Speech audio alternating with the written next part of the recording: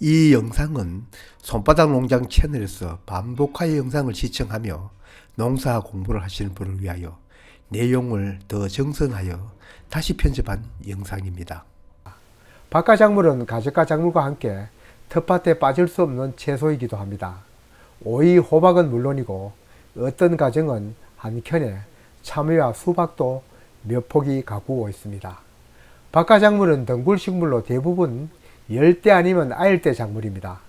따라서 오이나 호박, 그 외 참외나 수박도 4월 말에서 5월 초에 정식을 하는데, 정식 후 밤 최저 기온이 15도 넘어야 저온 피해를 면할 수 있습니다.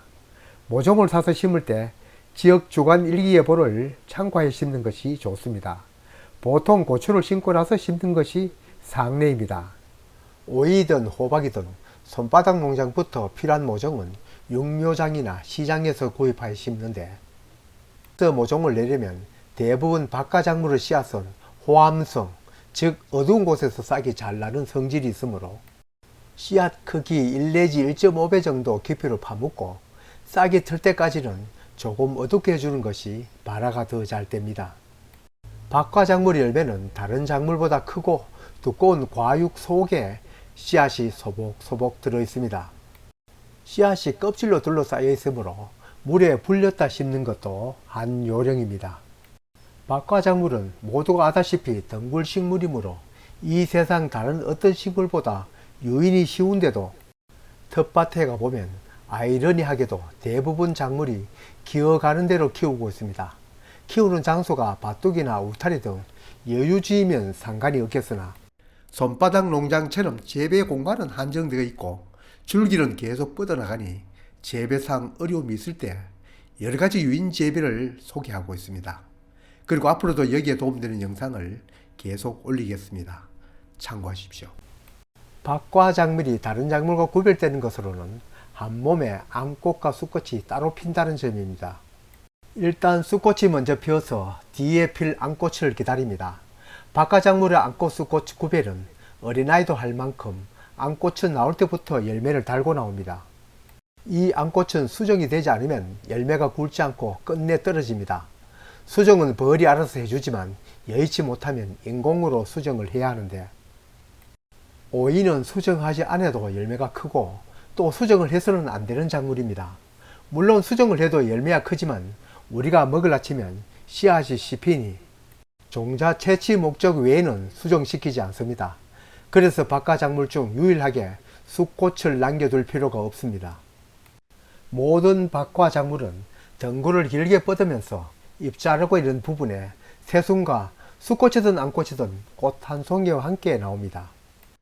이때 잎과 잎 사이를 마디라 하고 처음부터 나온 원줄기를 어미줄기라고 부르고 거기에서 나온 줄기를 아들줄기라고 하면서 그 아들줄기에서 나온 순을 손자줄기라 부릅니다. 열매가 될 암꽃은 원줄기든 아들줄기든 손자줄기든 어느 줄기라도 대체로 규칙적으로 열립니다. 작물마다 품종마다 차이가 있는데 처음 얼마간은 수꽃만 마디마다 열리다가 그 이후로 암꽃이 열립니다. 어떤 작물, 어떤 품종은 매 마디마다 암꽃이, 또 어떤 것은 한 마디 건너, 또 어떤 것은 두 마디 건너, 이렇게 집에서 가꾸는 박과작물을 살펴보면 대체적으로 규칙적으로 피는 것 같으나 전체적으로 봤을 때는 변수가 많습니다. 누구나 아듯이 박과작물은 엄연히 암꽃과 수꽃이 따로 피나 처음 꽃눈부터 암수가 결정되어 피는 것은 아닙니다. 화가 분화되고부터 작물과 품종 자체의 유전적 형질에 따라 그리고 주변 환경에 따라 암수가 결정되어 핍니다. 유전 형질이란 예를 들면 수박은 암꽃이 나오고 5마디에서 8마디 사이 지나야 암꽃이 출현하지만 호박은 2~3마디 지나면 보통 암꽃이 출현하는 것을 말합니다. 환경 조건이란 같은 작물 같은 품종이어도 주변 환경에 의해 암수 결정에 영향을 미친다는 뜻입니다.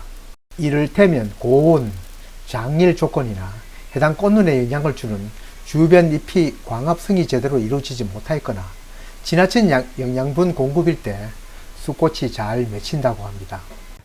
박과작물 중 꼭 한 놈씩 규칙이 어긋난 놈이 있습니다. 바로 참외입니다. 물론 참외도 암꽃이 어미줄기나 아들줄기에도 열리긴 합니다만 달리는 것도 불규칙적이고 커도 좋은 상품이 되지 않는다고 합니다. 그래서 전문적으로 참외 농사를 짓던 텃밭에서 한두 포기 심어 가꾸던 손자줄기에 참외가 열리도록 순 관리를 합니다.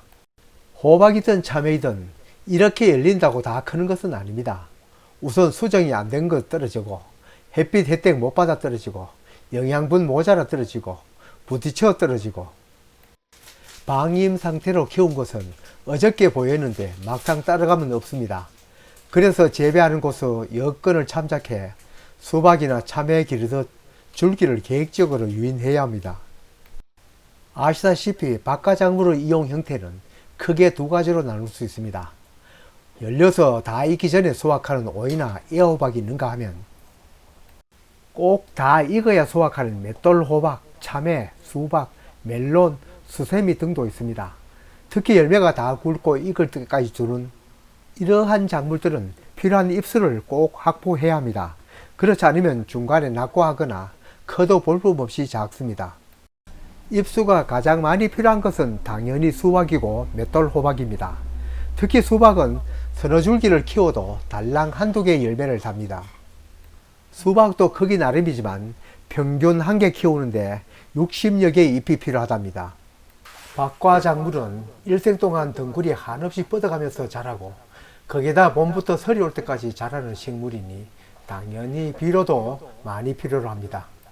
밑비료는 물론 우비료도 심은 지 30일이면 우비료를 정기적으로 주어야 합니다. 주는 비료는 다른 작물과 마찬가지로 질소와 가리입니다. 덩굴 식물인 박가작물은 요즘은 농장주의 의도대로 줄기를 뽑고 있지만 그 성질 그대로 이용하여 하우스나 오이망, 풀숲을 기계하여 재배하고 있지만 햇빛을 제대로 받지 못하면 열매가 열리지 않고 또 열렸다가도 떨어집니다. 박가작물의 잎이 다른 과작물보다 큰 것은 나름대로 이유가 있습니다.